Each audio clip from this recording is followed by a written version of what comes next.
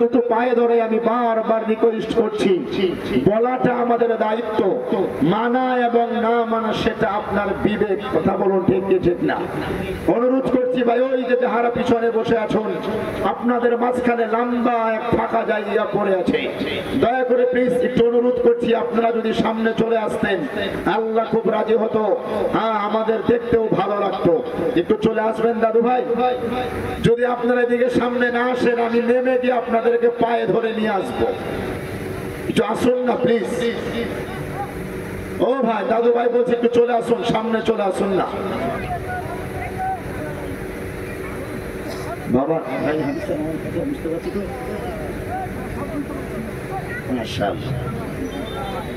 আলহামদুলিল্লাহ। ও ভাইয়া একটু প্লিজ সামনে চলে আসুন, আপনাকে দেখা যাচ্ছে না। আসুন না, আমার চেহারাটা দেখতে কালো, তবে একদম খারাপ না। কালো তো আল্লাহ বানিয়েছে, আমি কি করব বলুন। আসুন সবাই একটু সামনে চলে আসুন, আপনাদেরকে সঙ্গে করে নিয়েই তো আমাদের দুনিয়ায় চলা। এখন আমি কোরআন হাদিস থেকে তাফসীর আকারে কিছু ব্যাখ্যা করব, কিছু আলোচনা করব। যদি সামনে জনগণ যদি না থাকে তাহলে আমি কাদেরকে নিয়ে কথা বলবো বলুন।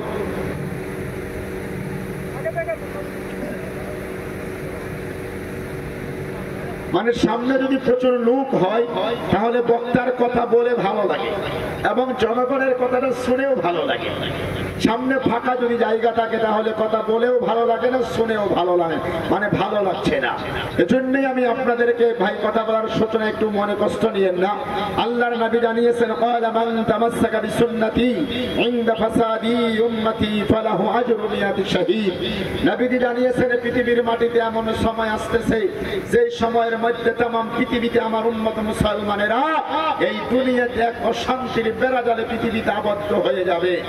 দুনিয়াতে মুসলমানদের কাছে Innova, Xylo, Scorpio, Mercedes, Audi, দামি দামি গাড়ি থাকবে, বিল্ডিং বালাখানা দুনিয়ার মাটিতে বনবে, টাকা পয়সা, ব্যবসা বাণিজ্য, চাকরি বাকরির কোনো অভাব হবে না। কিন্তু পৃথিবীতে ইনদা ফাসাদি উম্মতি, আমার নবী বললেন পৃথিবীর মাটিতে আমার উম্মত মুসলমানেরা এক অশান্তির বেড়াজালে দুনিয়াতে আবদ্ধ হয়ে যাবে। একবার জোরে বলুন নাউযুবিল্লাহ, আরেকটু জোরে বলুন বাবাজি নাউযুবিল্লাহ। নবীজি বললেন পৃথিবীর মাটিতে ওই সময় যখন চলে আসবে, পৃথিবীর কোন একজন আল্লাহর বান্দা আমি নবীর উম্মতে একটা যদি মরা সুন্নাত যদি জিন্দা করতে পারে, আমার নবী বললেন ফালাহু আজরু মিয়াতি শাহীদ, ওই বান্দাটার নামায়ে আমলের মধ্যে 100 গলা কাটা শহীদের সওয়াব আমার আল্লাহ সঙ্গে সঙ্গে দান করে দেবে। জোরে জোরে বলুন সুবহানাল্লাহ। এই যে জায়গার মধ্যে আমরা বসে আছি বাপজি, প্রচন্ড গরম এবং মশা মাঝে মধ্যে মশাই কাটছে। মশা বলেন নাকি? মশাই আপনাদেরকে কাটছে, মানে কামড়াচ্ছে। এই গরমের মধ্যে আমিও ঘেমে যাচ্ছি, আপনারাও ঘেমে যাচ্ছেন। ঈদ চলে গেল, প্রায় একটা মাস মাহে রমজান আমাদের কাছ থেকে বিদায় নিয়ে চলে গেল।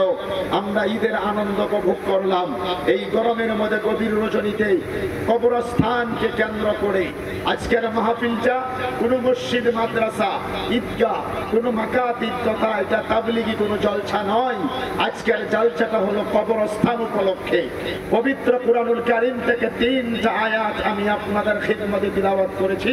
তার মধ্যে একটা আয়াত হলো সূরা তাহা 16 নম্বর পারা, সূরা তাহার আয়াত নাম্বার 55, 55 নম্বর আয়াত।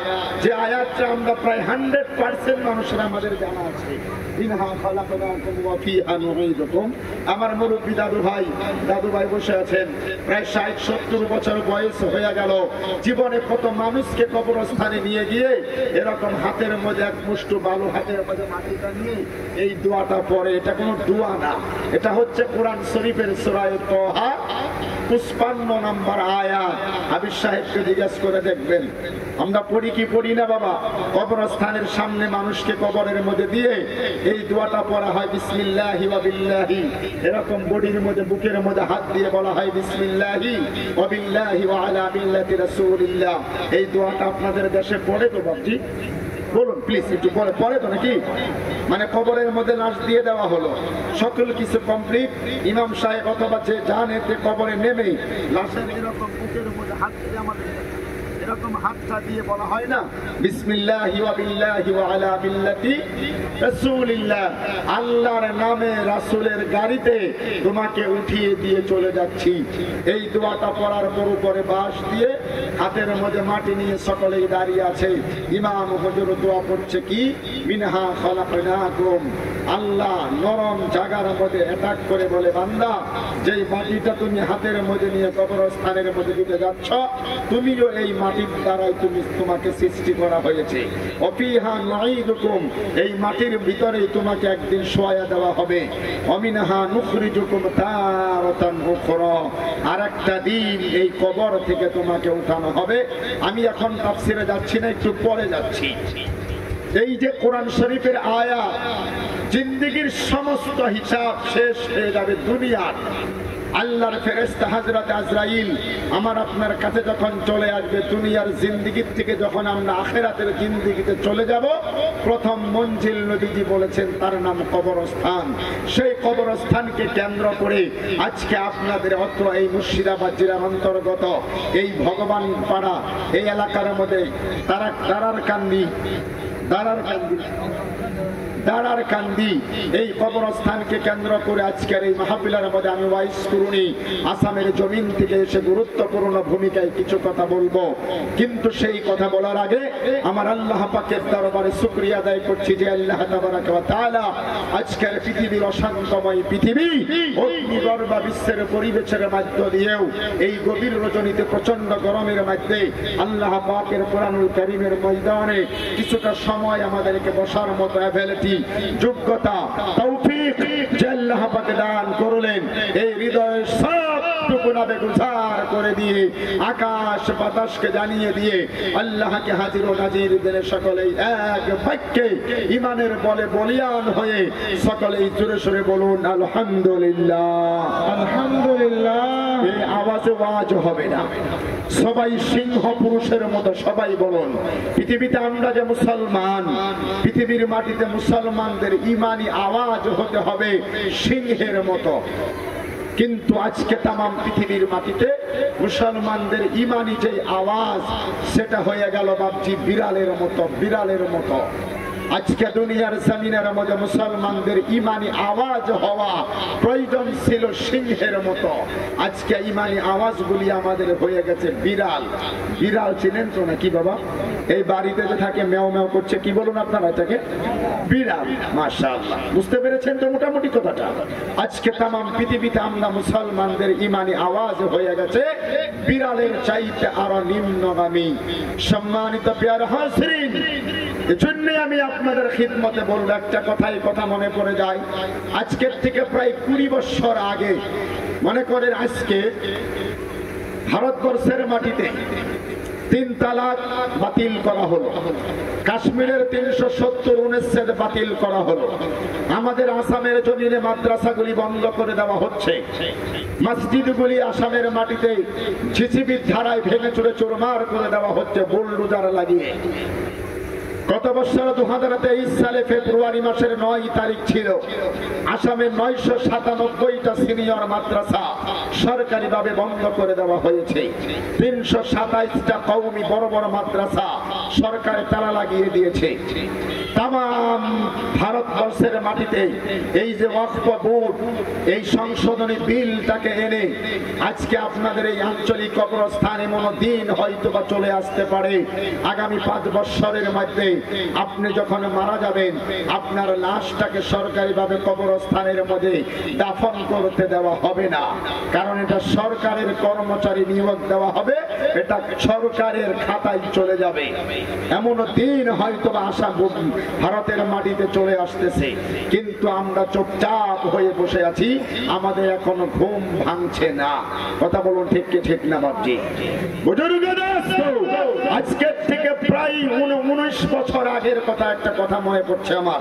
আজকের থেকে প্রায় 19-20 বছর আগে ভারতবর্ষের এই পশ্চিম বাংলার কলকাতা হাইকোর্টে কোরআনুল কারীমের বিরুদ্ধে আল্লাহর একজন বান্দা মামলা দায়ের করেছিলেন। বলে কি, ভারতবর্ষ হিন্দু রাষ্ট্র হতে যা রে হে, এ ভারতের মাটি হিন্দু রাষ্ট্র হতে যাচ্ছে। এই ভারতবর্ষের মাটিতে আল্লাহর কোরআনুল কারীম এটা ভারতের মাটিতে চলতে দেওয়া যাবে না।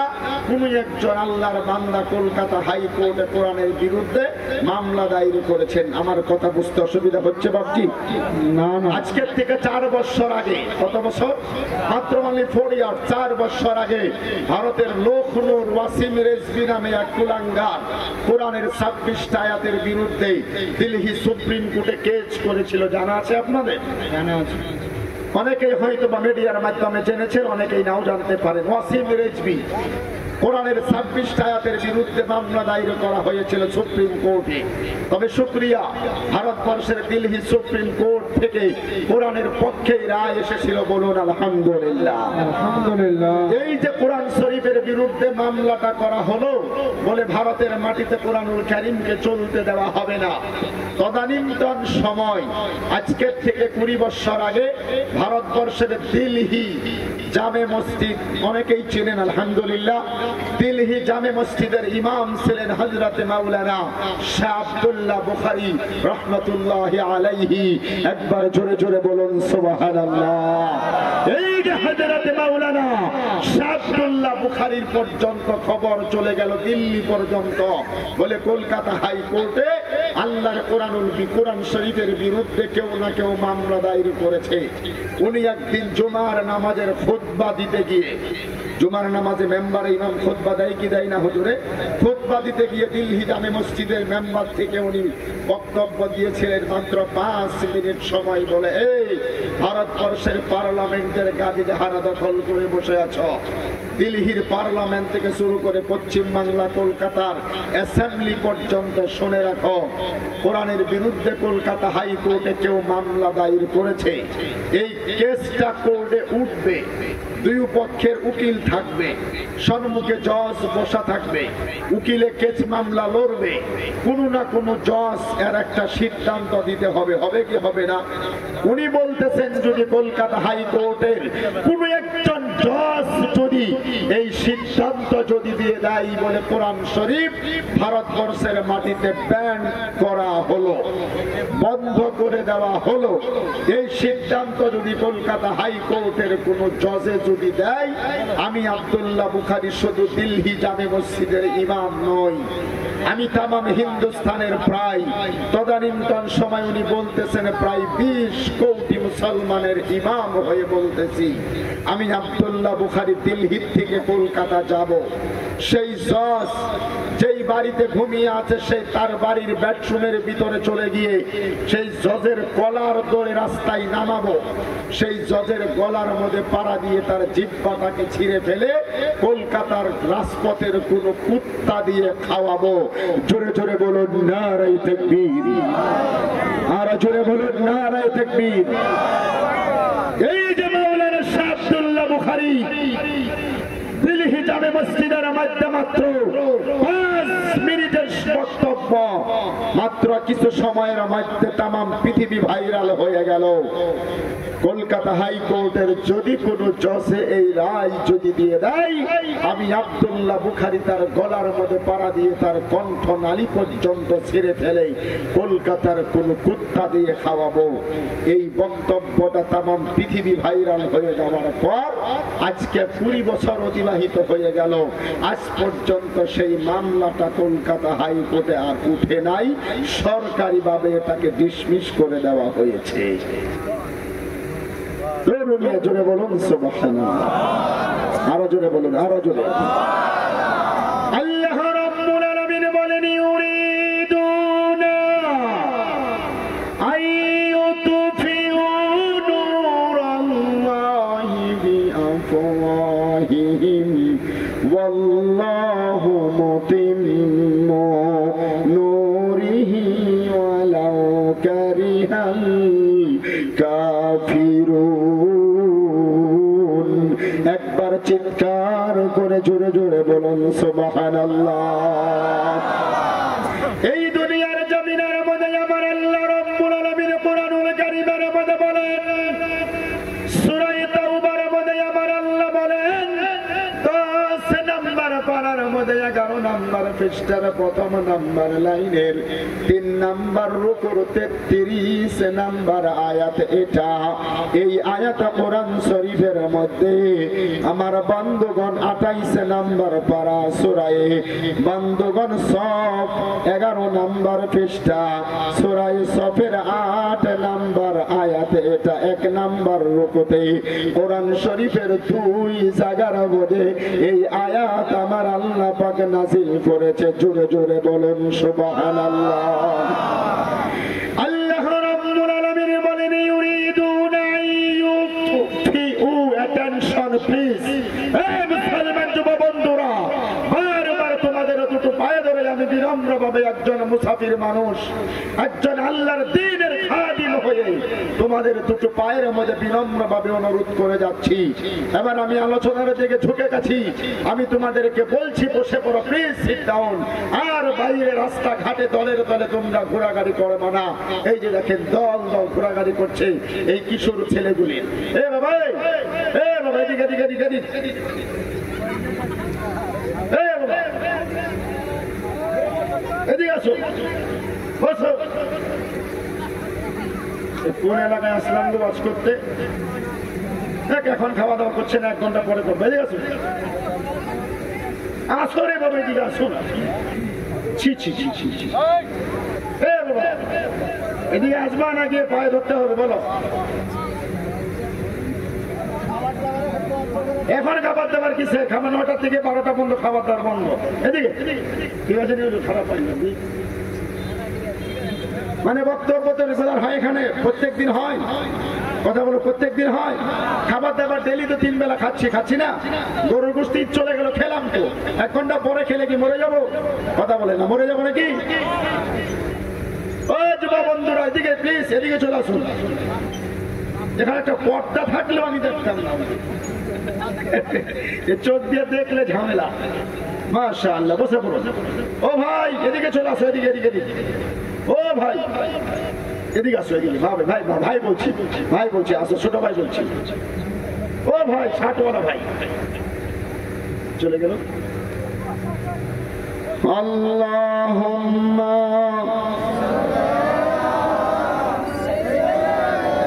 মনে হচ্ছে মাহে রমজান মাস আপনাদের দেশ থেকে এখনো যায়নি। ওই রমজানের এনার্জি রয়ে গেল ওখানে। জুড়ে বলুন আল্লাহুম্মা।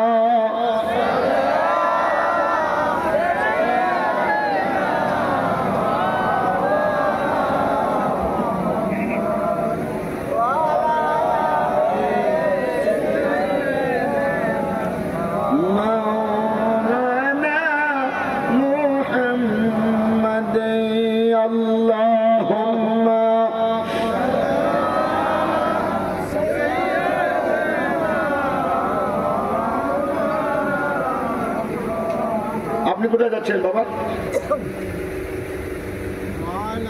ওয়ালা আলি সাইয়্যিদিনা মাওলানা মুহাম্মদ বালাগাল উলা বিকামালিহি কাশাফাদ দুজা বিজামালিহি حسنت جميع خصاله صلوا عليه وآله। কষ্ট হচ্ছে বাপজি আপনাদের? আল্লাহ সবাইকে কবুল করুক, সকলে জোরে বলুন আমিন। এই দুনিয়ার জমিনের মধ্যে আমার আল্লাহ রাব্বুল আলামিন বলে, এবার শুনুন,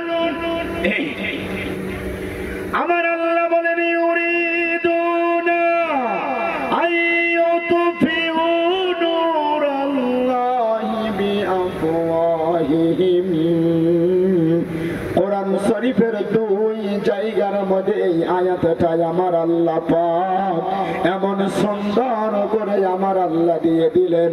সূরা তাওবার 33 নম্বর আয়াত এবং সূরা সফ 8 নম্বর আয়াত। এটা একবার জোরে জোরে বলা যায় রে বাবাজি, সুবহানাল্লাহ।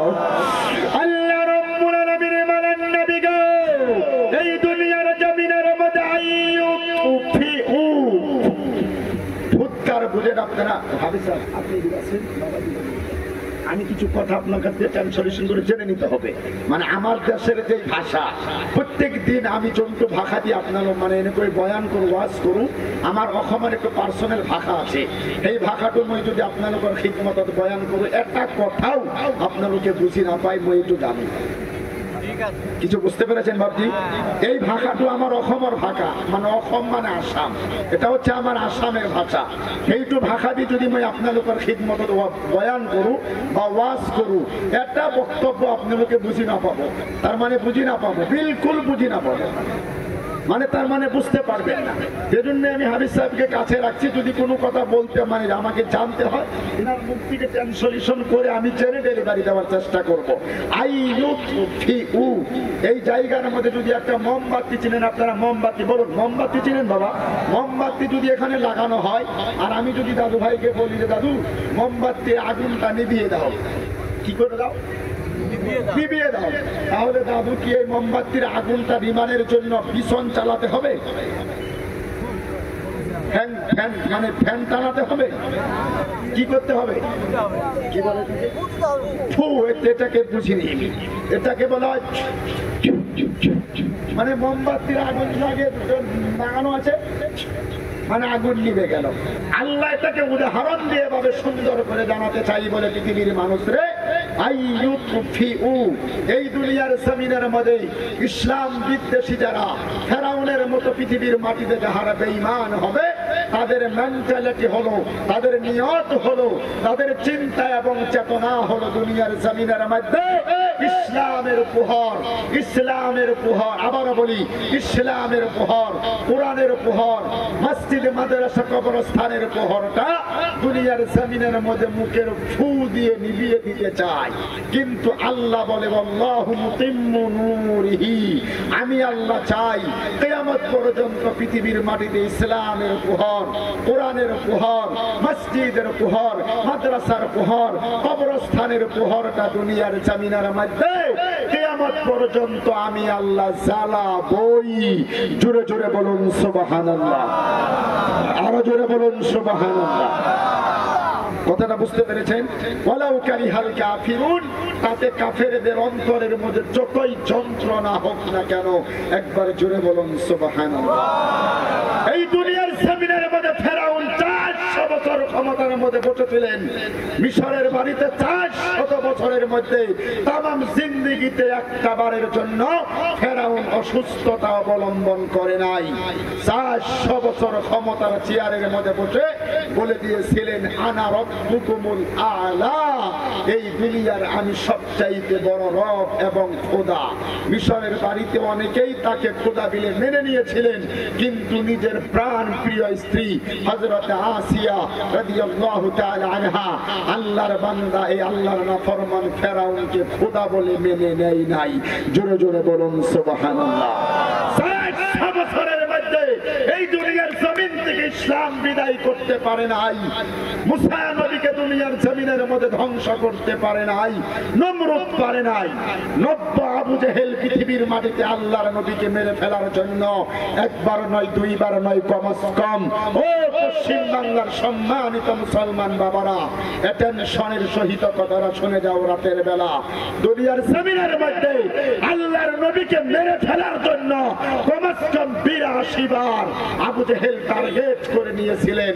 প্রত্যেকবার আমার নবীজিকে আমার আল্লাহ নিজে বাঁচিয়েছিলেন। জোরে বলুন সুবহানাল্লাহ। দুনিয়ার মাটিতে ফেরাউন যেটা পারে নাই, নমরুদ যেটা পারে নাই, আবু জেহেল যেটা পারে নাই, উতবা, সাইবা, মুগিরা, আবু লাহাব, আবু সুফিয়ান, বিবি হামজা দুনিয়ার মাটিতে যেটা পারে নাই, আজকেও তামাম পৃথিবীর জমিনের মধ্যে আমেরিকার প্রেসিডেন্ট ডোনাল্ড ট্রাম্প থেকে নিয়ে শুরু করে ভারতবর্ষের প্রধানমন্ত্রী নরেন্দ্র মোদী থেকে নিয়ে শুরু করে যতই চেষ্টা করুক না কেন, মুসলমানদের কলিজা থেকে আল্লাহর কোরআনকে দূরে সরিয়ে দিতে পারবে না, পারবে না, পারবে না। জোরে জোরে বলুন নারায়ে তাকবীর, আর জোরে বলুন নারায়ে তাকবীর।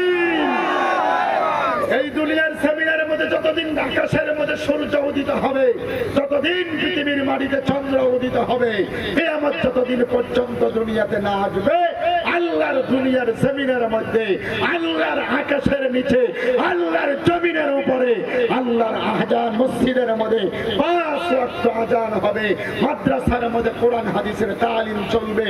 মুসলমান মরে গেলে গোরস্থানের মধ্যে আমরা বিসমিল্লাহি ওয়া বিল্লাহি ওয়া আলা মিল্লাতি রাসূলিল্লাহ এই দোয়া পড়ে আমরা কবরস্থানের মধ্যে দাফন করবই ইনশাআল্লাহ।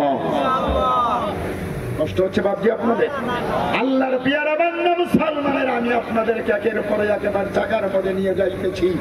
এই দুনিয়ার জমিনের মধ্যে ফেরাউন পারল না, দুনিয়ার থেকে বরবাদ হয়ে গেল। আল্লাহ তাকে এমন ভাবে ধরলেন, হাত্তা ইদা আদরাকা হলো গরাকু ক্বালা আমানতু, গরকুন মানে ডুবন্ত। জীবনের শেষ মুহূর্ত নীল দরিয়ার মধ্যে মুখের মধ্যে জিব্রাইল কাদা মাটি দিয়ে ঢুকিয়ে এই পৃথিবীর জমিন থেকে আমার আল্লাহ বিদায় করে দিয়ে শুটকি মাছের মতো শুটকি বানায়া মিশরের পিরামিডের মধ্যে রেখে দিয়েছেন। দুনিয়ার জমিন থেকে কিয়ামত পর্যন্ত মানুষেরা আসবে আর এই ফেরাউনকে দেখে দেখে পৃথিবীতে জ্ঞান আহরণ করবে। জোরে বলুন সুবহানাল্লাহ। এই দুনিয়ার জমিনের মধ্যে যতদিন পর্যন্ত সূর্য উদিত হবে, এ বাবা আমার দিক আমার দিক আমার দিক তাকান, আমার দিক তাকান, আমার দিক তাকান। এখন যদি আপনার ছেলে হয়, এখন যদি আপনার ছেলে জন্ম হয়, আমি যদি বলি আসাম থেকে এসেছি ভাই, আপনার একটা ফুটফুটে মানে গোলাপ ফুলের মধ্যে একটা ছেলে জন্ম হয়েছে, আপনাকে 10,000 টাকা দিলাম আমার পকেট থেকে, আপনার ছেলেটার নাম ফেরাউন রাখেন।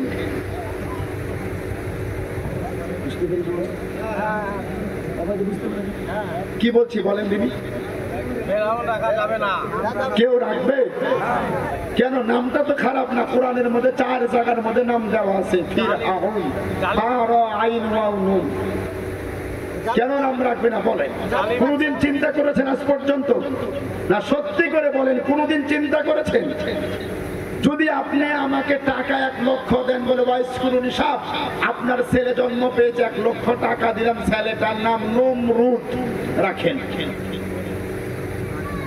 আবু জেহেল নাম কোনদিন আজ পর্যন্ত কারো শুনেছেন? দাদু শোনা যায়নি? পৃথিবীর মানুষেরা নিজের ছেলের নাম ফেরাউন রাখে না, নমরুদ রাখে না, নিজের কলিজার টুকরা ছেলের নাম আবু জেহেল রাখে না। কারণ এই নামের উপরে আল্লাহর লাআনত। কিয়ামত পর্যন্ত দুনিয়াতে চলবে এমন দিন আসতে পারে। এই নরেন্দ্র মোদী ভারতের প্রাইম মিনিস্টার, শুনে রাখো, আমি জানি তোমাদের কানে এই খবর পৌঁছাবে না, কিন্তু আল্লাহ চাইলে পৌঁছাইতেও পারে। এমন কাজ পৃথিবীতে করো না যেই কাজের বিনিময়ে কিয়ামত পর্যন্ত পৃথিবীর মুসলমানেরা তোমার নামে বদদুয়া করে। কথা বলুন ঠিক কি ঠিক না?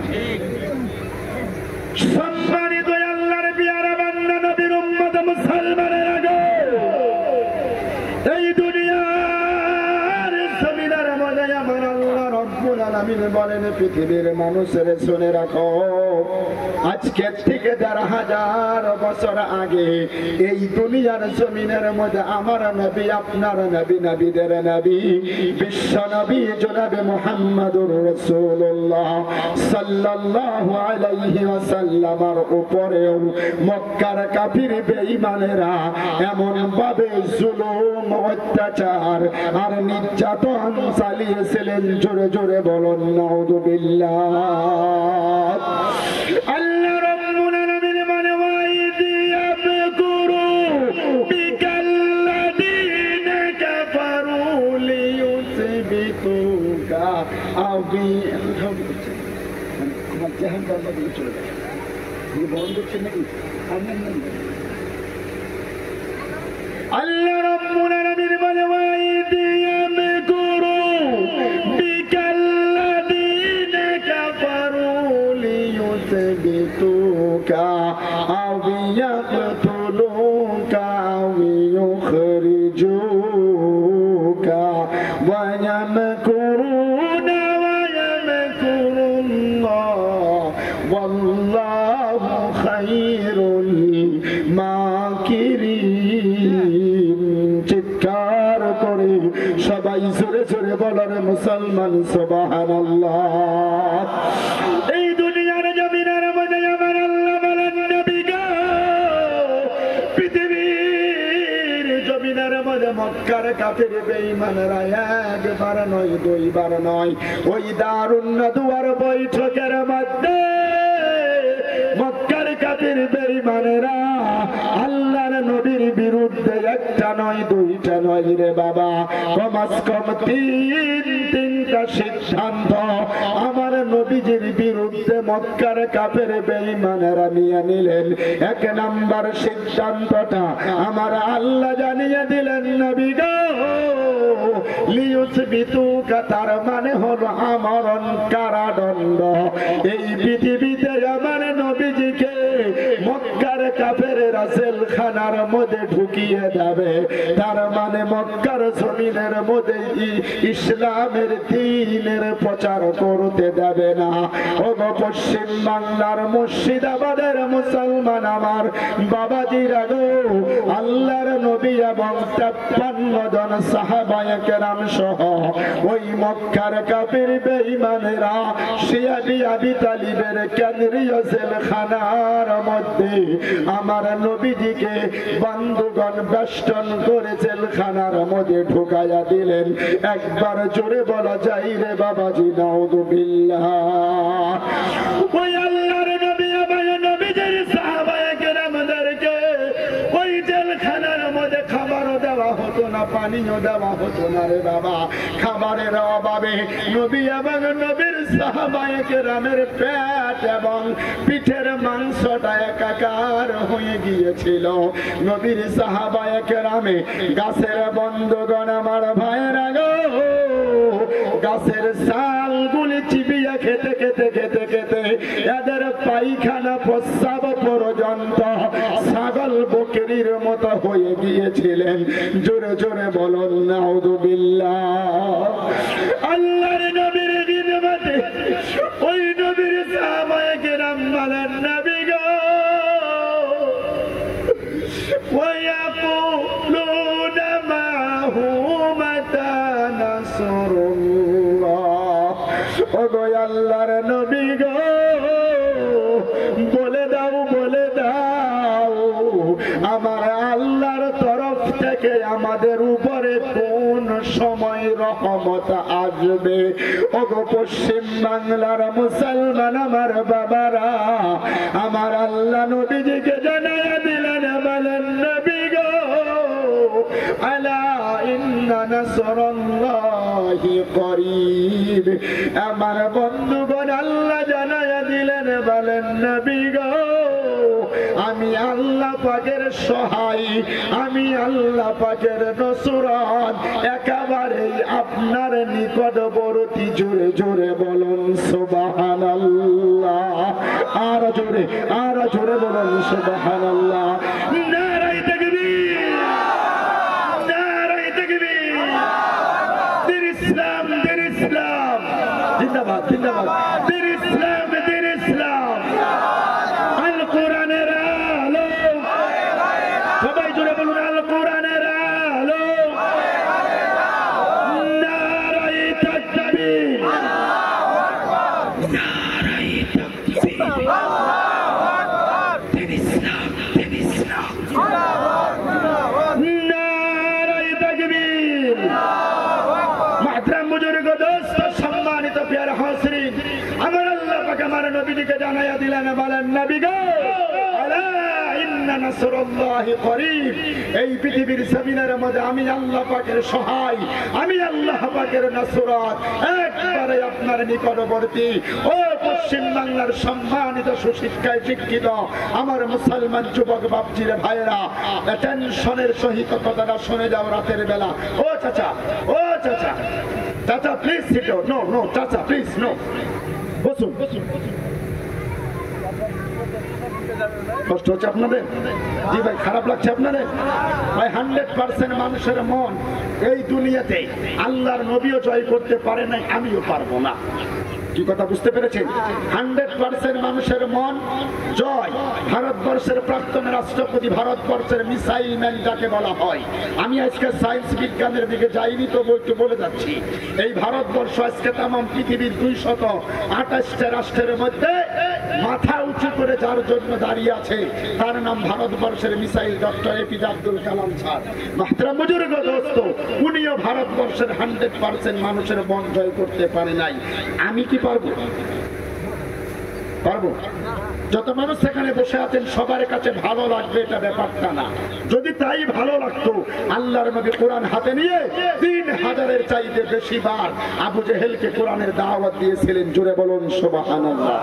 কিন্তু আবু জেহেল পৃথিবীতে মেনে নেয় নাই, কিন্তু আরব বিরোধিতা করেছে। আমি একটা কথাই বারবার তাম পৃথিবীর মুসলমানদের খিদমতে মেসেজ দিতে চাই বলে মুসলমান বাপজিরা ভাইয়েরা, দুনিয়া যে যে লাইনে আছেন, চাকরি করছেন করেন, ব্যবসা বাণিজ্য করছেন করেন, আমার কোনো অসুবিধা নাই।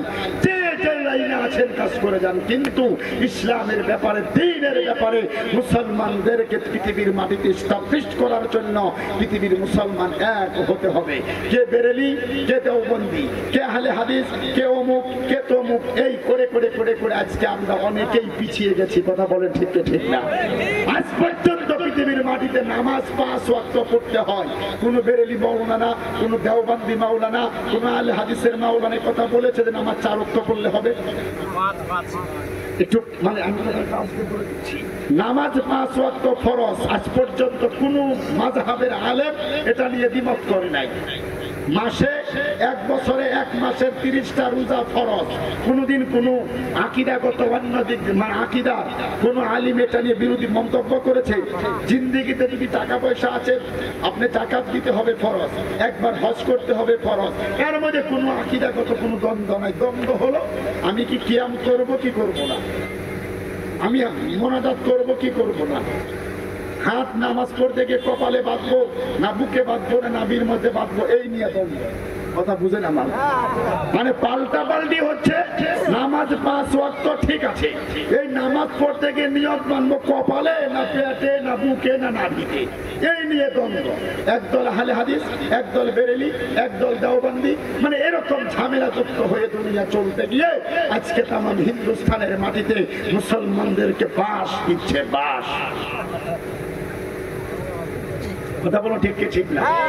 আজকে তাম হিন্দুস্তানে 30 কোটি মুসলমান একবার যদি আওয়াজ তুলে রাজপথের ময়দানে যদি আমরা যেতে পারতাম, তাম হিন্দুস্তানের 30 কোটি মুসলমানের গর্জন দেখে পার্লামেন্ট থেকে শুরু করে রাজ্যসভা থেকে শুরু করে কলকাতা অ্যাসেম্বলি পর্যন্ত থরথর করে করে করে করে কম্পমান হয়ে যাইত। জুড়ে বলুন সুবহানাল্লাহ।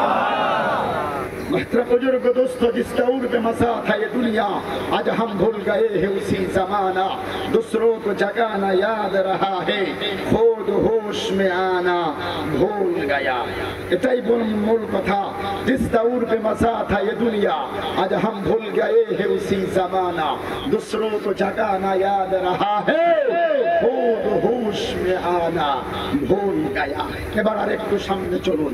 আল্লাহর নবী সাল্লাল্লাহু আলাইহি ওয়াসাল্লামের খিদমতে আমার আল্লাহ জানিয়ে দিলেন, আলা ইন্না নাসরুল্লাহি করিব। হে আমার নবী, টেনশন করা লাগবে না, আমি আল্লাহর রহমত আপনার কাছাকাছি। জোরে বলুন সুবহানাল্লাহ।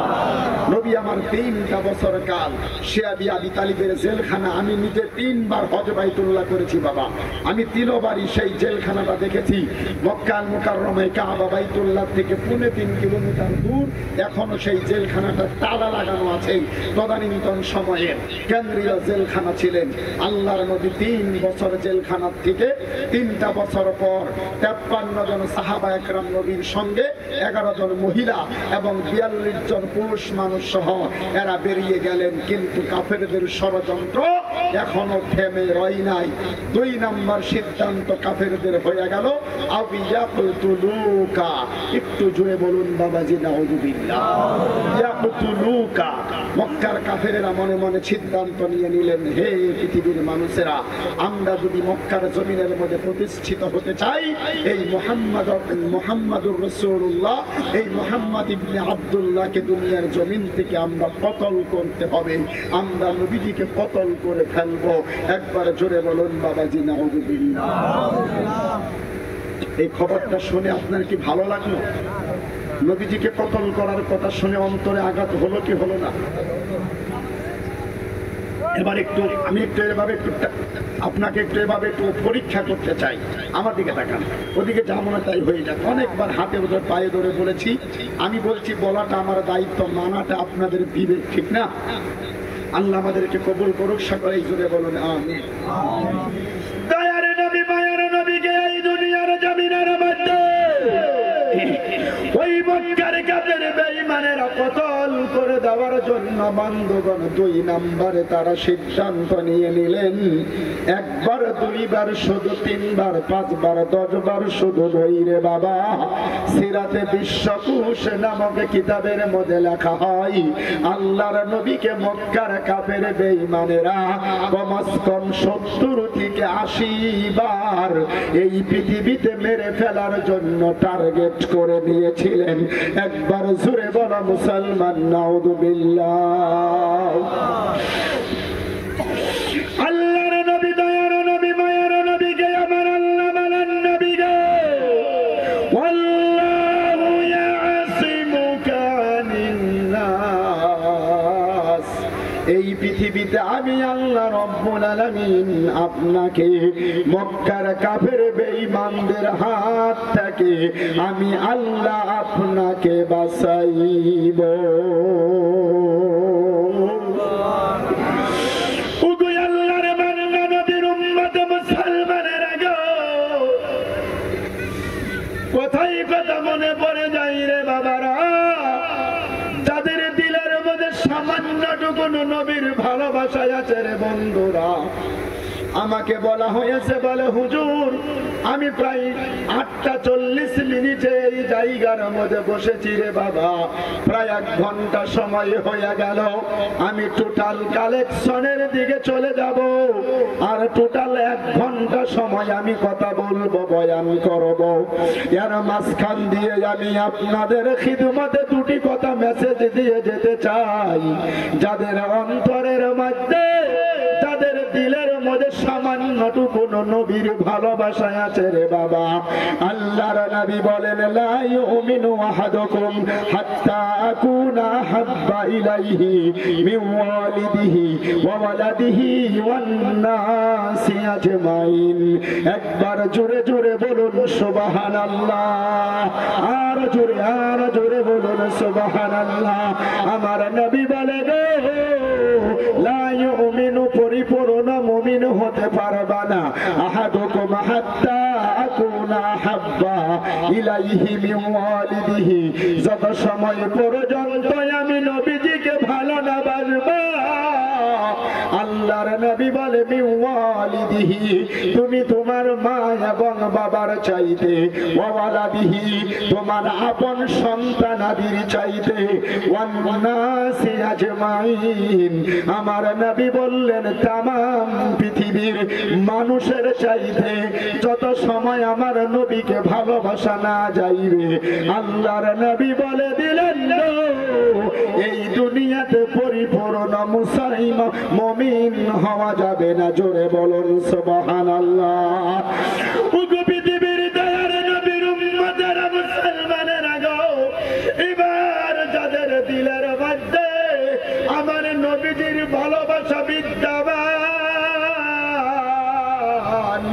আমি তাদের খিদমতে এই কথাটা বলে নিচ্ছি রে আমার বাবারা, এই পৃথিবীতে মক্কার কাফির বেঈমানেরা আমার নবীজিকে মেরে ফেলার টার্গেট কেমন করে করেছিল, অসংখ্য কথা হাদিসের মধ্যে পাওয়া যায়। আমি শুধু সিরাতে বিশ্বকোষ নামক কিতাবে থেকে একটাই মাত্র বয়ান আমি করে দিচ্ছি রে বাবা। আমি ওয়াইস করুনি, হজের মৌসুমে যখন মদিনার জমিনের মধ্যে আল্লাহর নবী পাকের রওজা মুবারকের মধ্যে যখন ঘুরি, মসজিদে নববীর ৩৬ নাম্বার গেট দিয়ে যখন বেরিয়ে যাবেন, কিছু দূর যাওয়ার লগে লগে ৩.৫ কিলোমিটার লম্বা একটা বিশাল পাহাড় দেখা যায়। ইতিহাস প্রমাণ করে দেয় ওই পাহাড় পাহাড়টার নাম হলো উহুদের ময়দান। এখনো পর্যন্ত সেই উহুদের ময়দানের পাদদেশে আল্লাহর নবীর 70 জন সাহাবায়ে কেরামের কবর দেওয়া আছে। জুড়ে বলুন সুবহানাল্লাহ। ওই কবরের মধ্যে আমার নবীজির আপন চাচা হযরত আমির হামজা সাইয়্যিদুশ শুহাদা, ওই আমির হামজার কবরটাও সেই জায়গার মধ্যে আছে রে বাবা। আল্লাহর বান্দা মুসলমানেরা শুনুন, উহুদের ময়দানে যখন নবীজি চলে গেল, মক্কার কাফির বেঈমানেরা আমার নবীজিকে মেরে ফেলার জন্য ইস্টিমেট হাতের মধ্যে নিয়েছেন।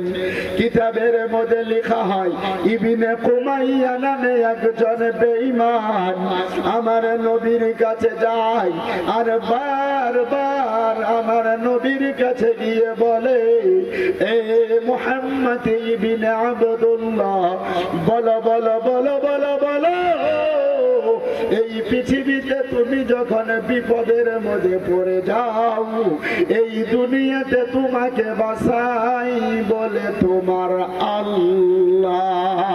আল্লাহর নবী বললেন, জি হ্যাঁ, আমি নবী যখন বিপদের মধ্যে পড়ে যাই, আমাকে বাঁচানেওয়ালা একমাত্র কেবলমাত্র শুধুমাত্র আমার মালিকের নাম হলো আমার আল্লাহ। জোরে বলুন সুবহানাল্লাহ।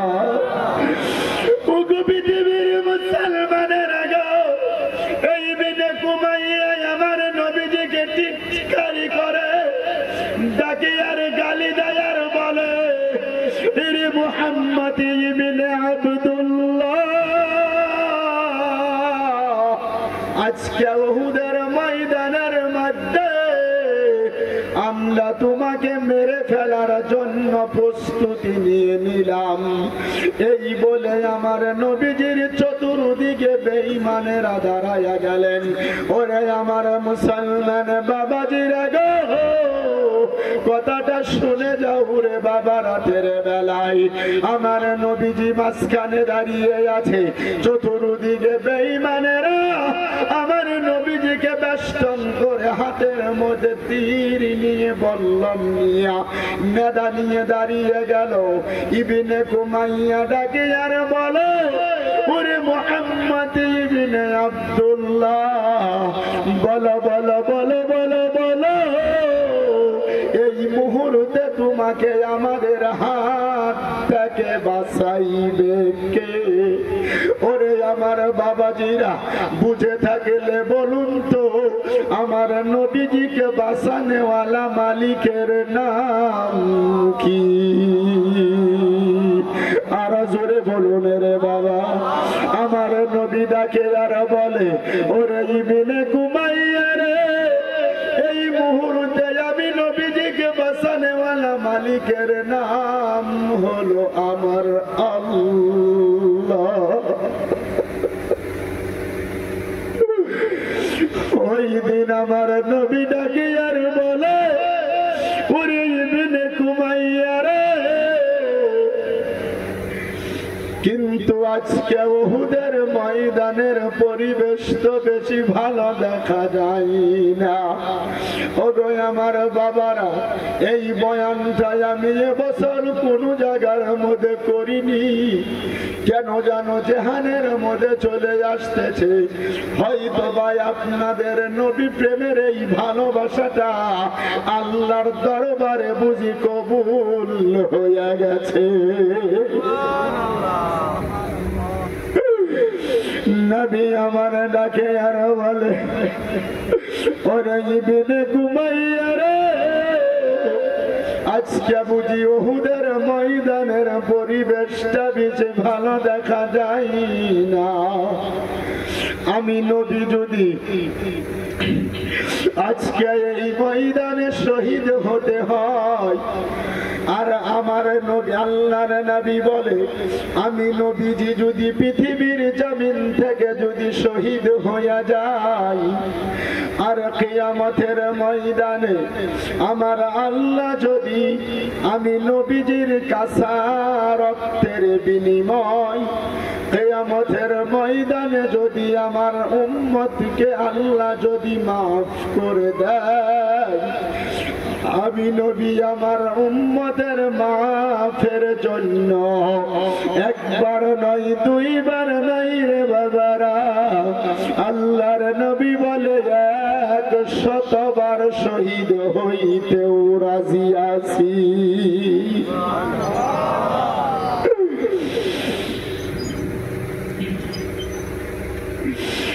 যেই মাত্র আমার নবী এই কথাটাই জানায়া দিল, ওরে ইবনে কুমাইয়া রে,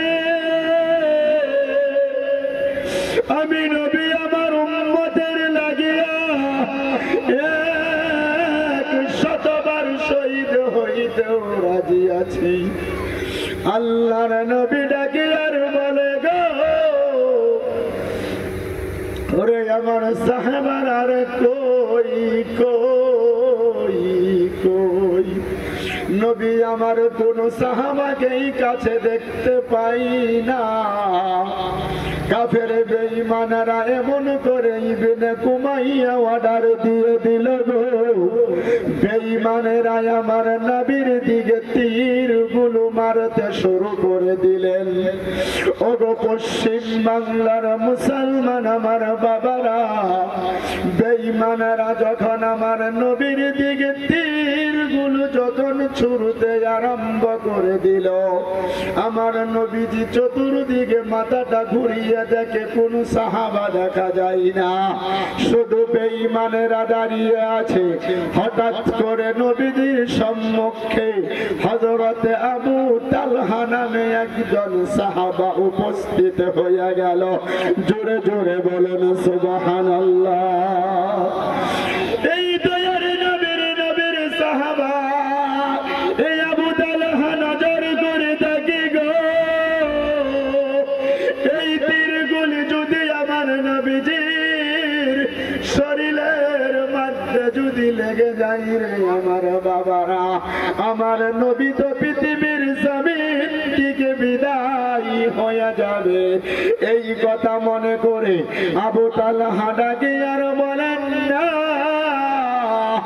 না না, আমি আবু তালহা পৃথিবীর মাটিতে বেঁচে থাকতে আল্লাহর নবীর শরীরের মধ্যে একটাও তীরের আঘাত লাগতে দেব না।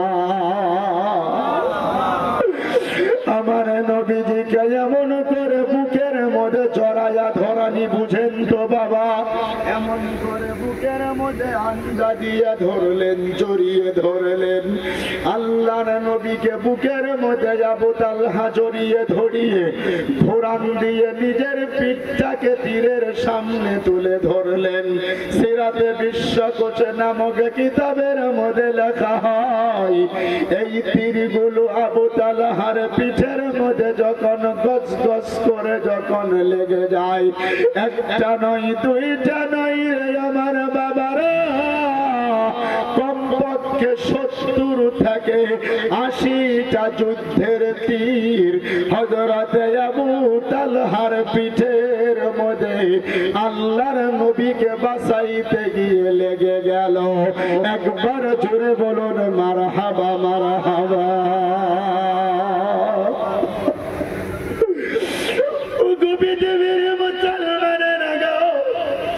এই যে বেঈমানি বিনে কুমাইয়া নজর করে দেখি গো, একটা তীর তো আমার নবীজির শরীরের মধ্যে লাগে নাই রে বাবা।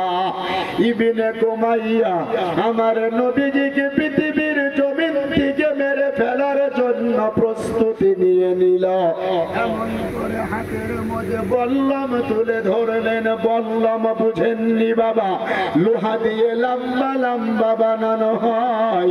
এটা যুদ্ধের ময়দানে যদি কারো শরীরের মধ্যে লাগিয়ে দেওয়া হয়, মানুষটা দুনিয়ার জমিনের মধ্যে বেশি সময় আর বেঁচে থাকে না। ইবনে কুমাইয়া আমার নবীজিকে মারার জন্য বল্লমটা হাতের মধ্যে নিয়ে গো আল্লাহর নবীর দিকে এরকম করে মেরে দিচ্ছেন। ইবনে কুমাইয়ার বল্লমের দিকে নজর করে হযরতে আবু তালহা তাকায়া তাকায়া একটা চিৎকার মেরে আমার নবীজিকে আবারও দ্বিতীয়বার বুকের মধ্যে জড়িয়ে ধরলেন। আল্লাহর নবীকে পৃথিবীর জমিনের মধ্যে বাঁচাইতে গিয়া ওই দিন হযরতে আবু তালহা কুরআন দিয়ে নিজের পিঠটাকে বীর বল্লমের সামনে তুলে ধরলেন। জোরে বলুন সুবহানাল্লাহ। আল্লাহুম্মা সাল্লি আলা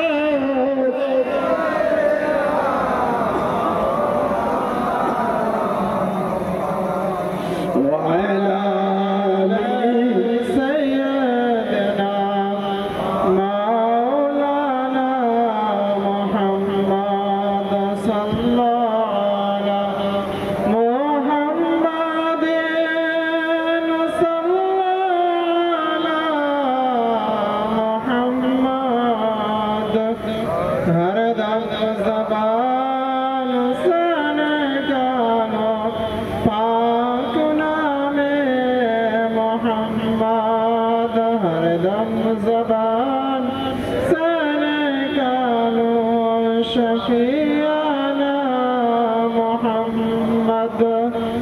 সাল্লাল্লাহু আলাইহি ওয়াসাল্লাম।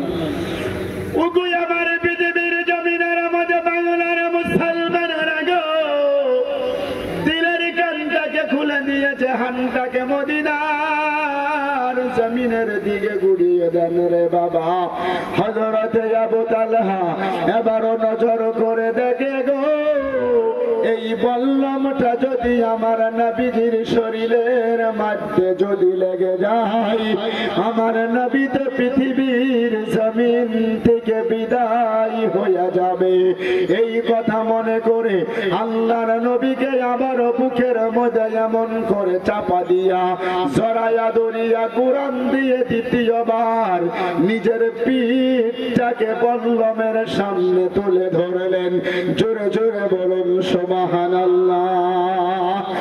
ওগো পৃথিবীর মুসলমানেরা গো এই বল্লমটা যখন গসত করে যখন আবু তালহার ওই পিঠের মধ্যে যখন লেগে গেল গো হযরতে আবু তালহা নিস্তেজ হয়ে গেলেন। তার মানে পৃথিবীর মাটিতে মধ্যে বন্ধুগণ সেন্সলেস হয়ে গেল, অজ্ঞান হয়ে গেল। আল্লাহর নবীর সম্মুখে যখন মাটির মধ্যে লুলায়া পড়ে যায় আমার নবী ডাকে আর বলে রে আবু তালহা রে কি হয়ে গেল বলো বলো বলো। ওই দিন আবু তালহা আমার নবীর কাছে ডাকে আর বলেন ইয়া রাসূলুল্লাহ ইয়া হাবিবাল্লাহ, ওগো আল্লাহর নবী গো আজকে এই উহুদের ময়দানের মাটিতে আপনি নবীজির জীবনটা বাঁচাইতে গিয়া আমি আবু তালহার জীবনটা আল্লাহ ওয়াস্তে সদকা করে দিলাম।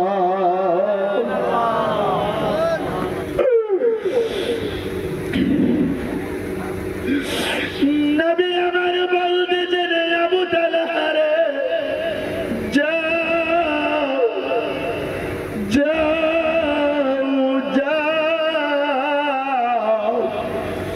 দেখা হবে কিয়ামতের ময়দানে আল্লাহ পাকের জান্নাতের ভিতরে। আমার নবীর সম্মুখে আবু তালহা যখন শহীদ হয়ে গেল এই যে এই দিনে কুমাইয়া বেঈমানটা এখনো আমার নবীজির পিছু ছেড়ে দেয় নাই রে আমার বাবা জানেরা। এমন করে তলোয়ারতে খাপ থেকে তলোয়ারটা বের করে এমন লম্বা চৌড়া নাঙ্গা তলোয়ারটা হাতের মধ্যে এমন উঁচু করে আল্লাহর নবী যেই জায়গার মধ্যে বসে আছেন গো ওই দিকে যখন চলে যায় মনে হয় যেন আকাশ বাতাস পর্যন্ত দুঃখে দুঃখিত হইয়া যায়। আমার নবীর পাশে গিয়া নাঙ্গা তলোয়ারটা উঁচু করে এমন জোরে আমার নবীজির মাথার মধ্যে আঘাত করে দেওয়া হলো। তলোয়ারের আঘাতে আমার নবীজির মাথার মধ্যে লোহার টুপি পরিধান করা ছিল রে বাবা, সেই লোহার টুপিটা ভেঙে গিয়া এমন বড় বড় দুইটা লোহার আকরা আমার নবীজির মাথার মধ্যে ঢুকিয়া গেল।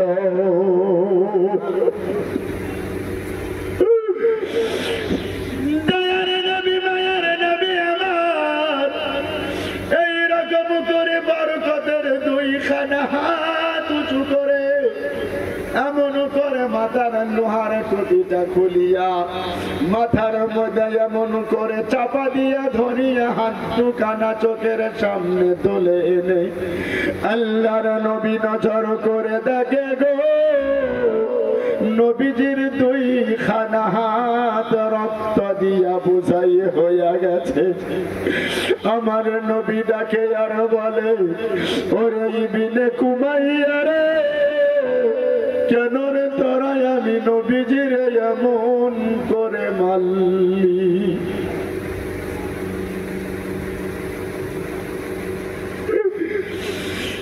কেন রে তোরা আমি নবীজির এমন করে মারলি? তোরা কি জানো না, তোরা কি জানো না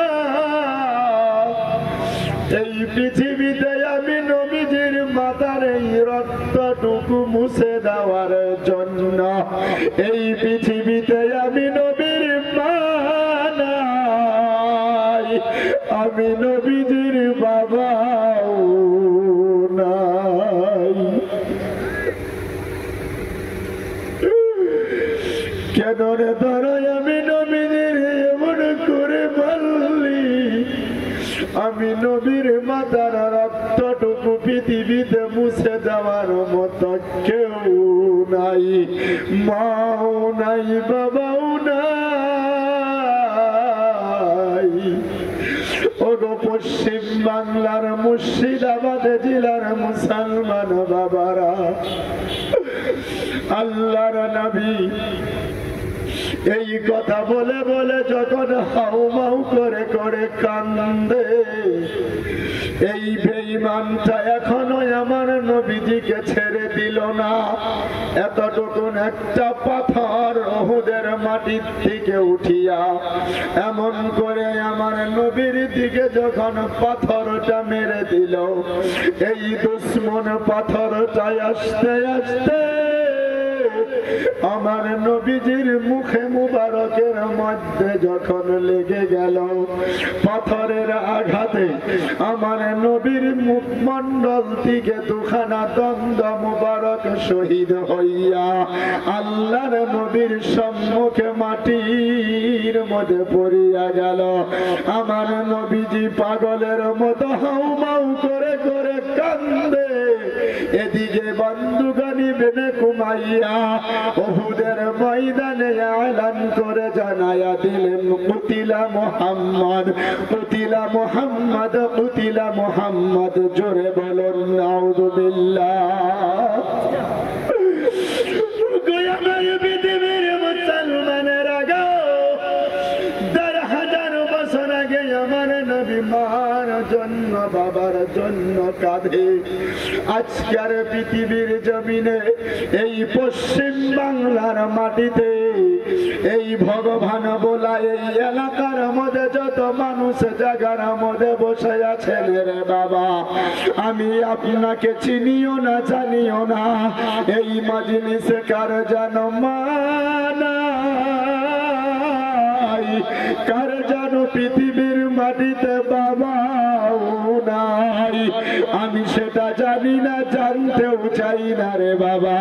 এখানে যত মুসলমান চাচা জানেরা বসে আছেন, আমার আব্বু জানেরা বসে আছেন, আমার মায়েরা খালারা ফুপুরা বসে আছেন, আমার যুবক বন্ধুগণ এদিকে যারা বসে আছেন, কোন বাবাই জানো তার আব্বু জানের লাশটাকে কাঁধের মধ্যে করে ওই কবরস্থানের মাটিতে বিসমিল্লাহি ওয়া বিল্লাহি ওয়া আলা মিল্লাতি রাসূলিল্লাহ পড়ে পড়ে মিনহা খালাকনাকুম ওয়া ফিহা নুঈদুকুম ওয়া মিনহা নুখরিজুকুম তারাতান উখরা, এই দোয়া পড়ে পড়ে যারা কে জানো তার জনম দুঃখিনী মা এবং শ্রদ্ধার বাবাকে কবরের মধ্যে রেখে এসেছেন, এটাই আমি জানিও না রে বাবা। আমি ওয়াইস করুনি, এখন একটাই মাত্র কথা বলবো, যাদের দিলের মধ্যে নবীর ভালোবাসা বিদ্যমান, যাদের চোখ দিয়ে ডালিমের রসের মতো করে ঝরঝর করে করে পানিগুলো পড়ে যায়, আল্লাহর নবী বললেন এই পৃথিবীতে মুস্তাজাবুদ দাওয়া, তিন ব্যক্তির দোয়া এই পৃথিবীতে আমার আল্লাহ কখনো ঘুরিয়ে দেয় না। তার মধ্যে একজন হলো মুসাফির। আমি ওয়াইস করুনি আসামের মাটি থেকে নিজের জীবনের সাথে ঝুঁকি নিয়ে হাজার হাজার টাকা পয়সা খরচ করে আপনাদের এই জায়গার মধ্যে উপস্থিত হইয়া এই মুহূর্তে আল্লাহর কাছে আমি হাজির হয়ে যাব রে বাবা। আমি আমার জীবনের হজের মৌসুমে এই নিজের হাত দিয়া আল্লাহ পাকের কাবা বাইতুল্লাহর ওই কালো চাদরটা কতবার ধরেছি আমার নিজের জীবনে আমার মনে নাই। ওগো আমার বাবারা, ওগো আমার মুসলমান চাচা জানেরা গো, মা যাদের পৃথিবীর জমিনের মধ্যে বেঁচে নাই, বাবা যাদের পৃথিবীর জমিনের মধ্যে বেঁচে নাই রে বন্ধু, আমি ওই মা এবং বাবার জন্য আল্লাহর কাছে একটু মুনাজাত করে দোয়া করে দেব। আল্লাহর যদি কোনো পাগল, নবীর যদি কোনো আশেক, মা এবং বাবার যদি কোনো পাগল এই জায়গার মধ্যে থাকেন, বলে হুজুর গো এ কেমন বয়ান আমাদেরকে শোনায়া দিলেন, এই জীবনে কত না টাকা কামাই করলাম, জীবন থেকে কত টাকা নষ্ট হয়ে গেল। ও হুজুর এই পৃথিবীতে এই যে ঈদুল ফিতর চলে গেল, মা কবরে, বাবা জান কবরে পড়ে আছে, হুজুর গো মা এবং বাবা যদি পৃথিবীর জমিনের মধ্যে যদি জীবিত থাকতো, ওই মা এবং বাবার পিছনে কত না খরচ হয়ে যাইত। ও হুজুর ওই মা এবং বাবার কবরের মধ্যে যেন আমার আল্লাহ ওই জান্নাতের বিছনাটা যেন বিছিয়ে দেয়। আপনি দোয়া করবেন, আমিও দোয়া করব, যদি আল্লাহর কোনো বান্দা, নবীর যদি কোনো আশেক, মা এবং বাবার যদি কোনো পাগল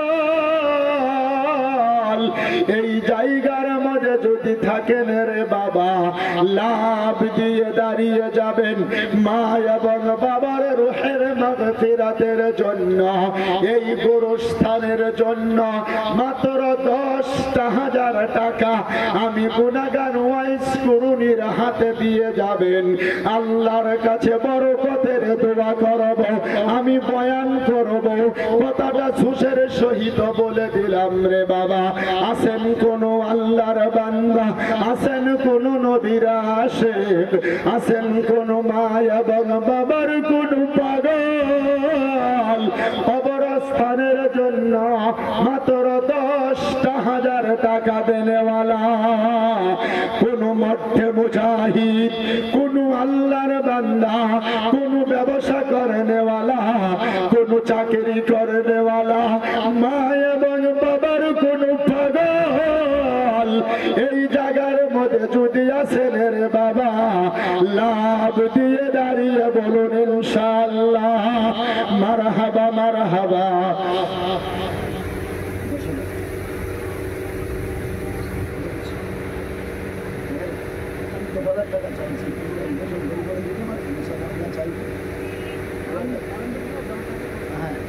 তোমার কি নাম তোমার? আব্বা আম্মা আছে? নারায়ে তাকবীর। আয় আল্লাহ তাআলা তোমার ওই একজন বান্দা তার নাম আব্দুল হালিম জায়গার মধ্যে ছিল, পৃথিবীর জমিনের মধ্যে তার বাবা নাই।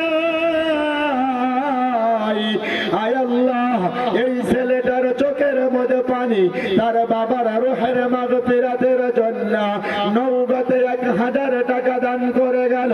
বাকিটা আদায় দেবার তৌফিক তুমি আল্লাহ দান করে দিও। কি নিয়তে দান করেছে আল্লাহ গো আমি তো জানি না, মনের বাসনা পুরা কইরা দিও খোদা গো, তুমি নৈরাশ করো না। আমি পাবি ওয়াইশ করুনি বলি বারবার, কবুল করে নিও তুমি খোদা পাক সুবহান। মিটাইয়া দিও আল্লাহ মনের যত আরমান। আমিন আমিন আল্লাহ আমিন আমিন। আমার মতো গুনাহগারের দোয়াটুকু কবুল করে নিলে সবাই জোরে জোরে জোরে জোরে বলুন ভাইজান আমিন। আয় আল্লাহ আব্দুল হালিম ভাইজানের বাবার কবরের মধ্যে এখনই তুমি সালাম এবং সওয়াবটা পৌঁছিয়ে দাও।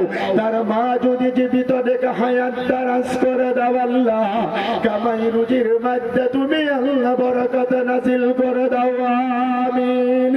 2 নম্বরে আল্লাহর যদি কোনো বান্দা, নবীর যদি কোনো আশিক মা এবং বাবার পাগল, 10,000 টাকা আল্লাহর কবরস্থান আল্লাহ পাকের হুকুমে এই কবরস্থানের উন্নতি কল্পে দান করবেন ইনশাআল্লাহ। দেখি উঠুন, আল্লাহ কাকে কবুল করে নাই? ও বাবা, মাত্র 2 নম্বরে আল্লাহ বলে ওয়া খালাকনাকুম আসওয়াজা, পৃথিবীর সব কিছু আমার আল্লাহ পাক জোড়ায় জোড়ায় দুনিয়াতে আমার আল্লাহ বানিয়েছেন। 2 নম্বরে 10,000 টাকা দেনেওয়ালা আল্লাহ পাকের যে বান্দা, নবীর কোন আশিক, অন্তরের মধ্যে নবীর ভালোবাসা মহব্বত নিয়ে মা এবং বাবার রূহের মাগফিরাতের জন্য 2 নম্বরে 10,000 টাকা দেনেওয়ালা আছেন কোন বাপজি? জি ভাই, নওগাঁতে নাই নামটা বাকিতে লেখানি, কিছু থাকলে দিন, কিছু নামটা বাকিতে লেখান। অনুরোধ করছি ভাই, বসে থাকবেন না, আরো অনেক বয়ান করতে হবে আমাকে। আমার পরেও বক্তা আছে, প্রধান মেহমান আছে, তিনি আসবে। ভাই 2 নম্বরে কোন আল্লাহর বান্দা আরেকজন লোকের খিদমতে আমি অনুরোধ করবো, এতগুলি মানুষের মধ্যে নাই বাবা 10,000 টাকা। আমি জানি, আমার অন্তরে বিশ্বাস আছে এই জায়গার মধ্যে 2 নাম্বার আল্লাহর কোনো না কোনো একজন পাগল, নবীর কোনো না কোনো একজন আশিক, মা এবং বাবার কোনো না কোনো একজন আশিক পাগল বেরিয়ে যাবে। উঠুন উঠুন, হিম্মত করে বলুন ইনশাআল্লাহ। 2 নম্বরে কমিটির ভিতর থেকে, কমিটির বাইরে থেকে, স্টেজ থেকে, প্যান্ডেল থেকে 2 নম্বরে 10,000 টাকা দেনেওয়ালা আল্লাহর 2 নম্বরে কোন বান্দা আছেন? উঠুন, হিম্মত করে বলছি বাপজি।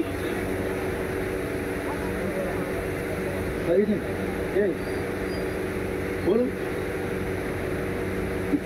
বলতে হবে না, দোয়া করবেন আপনি নাকি?